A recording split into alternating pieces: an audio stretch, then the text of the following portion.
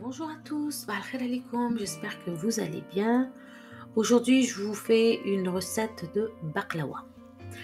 Il y en a qui disent baklava. Donc, c'est un dessert à base de pâte très fine avec des amandes. On peut remplacer les amandes par d'autres types de, de fruits secs, donc des cacahuètes par exemple, des noix, etc. Donc ici j'ai utilisé que des amandes. J'ai pris à peu près 900 grammes d'amandes. Je les ai passées au four pendant une dizaine de minutes. Donc je veux garder la couleur dorée. Hein. Je veux pas que ça brunisse plus que ça. Ça rehausse le goût des amandes. Un paquet de pâte phyllo, c'est de la pâte fine qui se vend comme ça dans les commerces. Vous trouverez ça au congélateur. Un paquet de beurre, ici, donc le paquet, il a une livre environ, 450 grammes.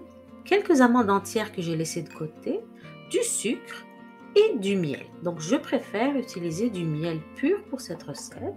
C'est mieux que les sirops de glucose qu'on trouve dans les commerces. Une fois mes amandes passées au four, bien refroidies, je vais les mixer au robot, donc pas trop finement. Je veux pas une poudre d'amande, je veux qu'il reste de la mâche quand même dans mon dessert. Je vais préparer la farce de la baklawa. La farce de la baklawa, c'est 3 mesures d'amandes moulues, une mesure de sucre, une cuillère à café environ de cannelle et quelques cuillères à soupe, je vous dirais pour cette quantité, environ 2 à 3 cuillères à soupe d'eau de fleur d'oranger, juste pour parfumer. Ce qu'on veut ici, c'est de mouiller nos amandes et non pas en faire une pâte. Donc faites attention, laissez ça en texture de sable plutôt qu'une pâte. Sinon, ça va durcir. Mon paquet de beurre, je l'ai mis dans une casserole sur le feu. Je veux qu'il fonde complètement. J'ai utilisé donc du beurre fondu. On va passer au montage de notre dessert, de notre baklawa. Un paquet de pâte phyllo, là, c'est fragile. Je l'ai mis à décongeler toute une nuit. Puis je vais l'ouvrir tout doucement. Donc les feuilles ont tendance à casser. Pendant la manipulation, si vous les laissez sur le comptoir trop longtemps, couvrez avec un chiffon humide. Ici, j'ai choisi un plateau qui va au four, un plateau rectangulaire de la même taille à peu près que mes feuilles de pâte phyllo une fois ouvertes.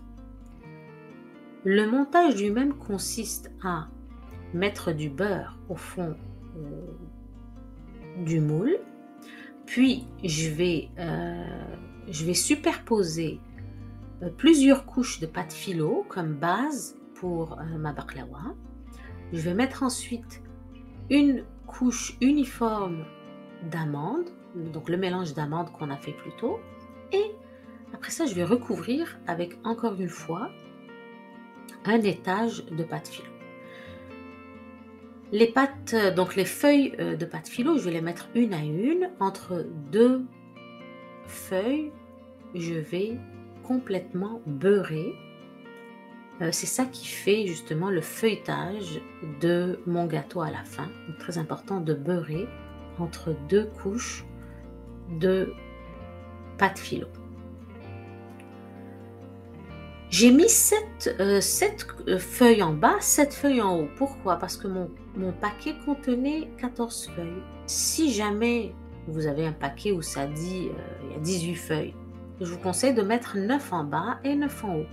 L'idée, c'est de ne pas garder 2 ou 3 feuilles de pâte phyllo dans votre paquet. Vous allez le remettre au frigidaire et vous n'allez pas l'utiliser. Donc, autant tout utiliser. Donc ici, j'ai commencé à couvrir mes amandes avec les 7 couches restantes. Donc toujours le même principe, entre 2 couches de feuilles, toujours du beurre. Je passe à la découpe. Je découpe mes baklawas en forme de losange.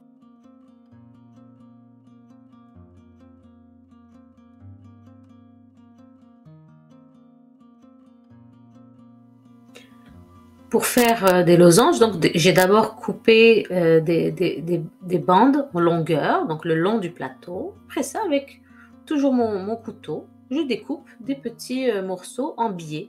Ça me fait des losanges. Vous décidez de la grosseur des morceaux, il n'y a vraiment pas de règle.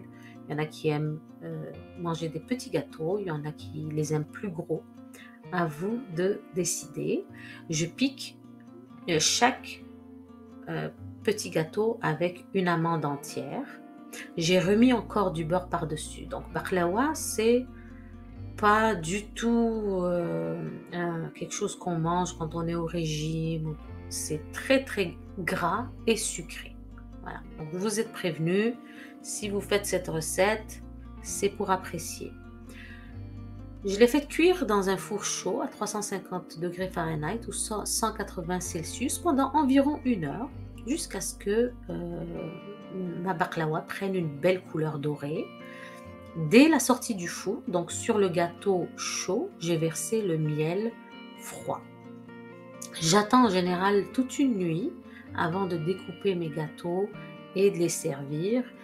C'est meilleur une fois que ça a reposé plusieurs heures. Voilà, même si j'ai déjà découpé ma baklawa avant cuisson, mais après cuisson, vous avez besoin d'appuyer sur le couteau pour que ça se coupe bien. Voilà, donc je vous dis à très très bientôt pour une nouvelle recette. J'espère que vous allez essayer et réussir ce dessert délicieux. À très très bientôt. Au revoir.